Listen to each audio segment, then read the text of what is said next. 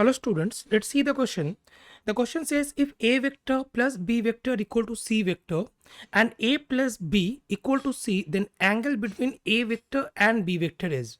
So हमारे पास first क्या given है, हमारे पास एक condition given है, that is A vector plus B vector is equal to C vector. इसका मतलब ये हुआ कि A and B का जो resultant होगा वो होगा C.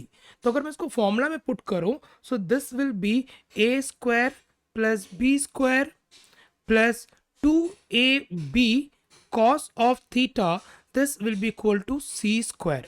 राइट हमारे पास एक और कंडीशन गिवन है, ये है कि c को हम लोग लिख सकते हैं a plus b. Right so further अगर मैं यहाँ पे जाऊं, so this will be a square plus b square plus 2ab cos of theta, और यहाँ पे c की जगह पे मैं लिख रहा हूँ a प्लस बी का होल स्क्वायर, क्योंकि यहाँ पे c स्क्वायर था.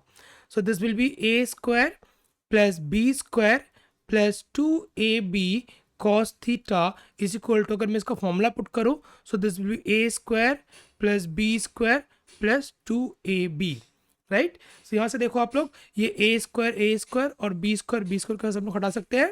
राइट तो जो इक्वेशन हमारे पास फॉर्म हो रहा है, that is 2ab equal 2ab cos theta equal to 2ab, और यहाँ से हमारे पास कितना आ गया, cos थीटा का वैल्यू आ गया हमारे पास 1.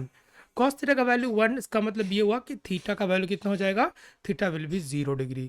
सो the correct answer of this question will be option number 1, that is theta equal to 0. So I hope all of you got the answer. Thank you.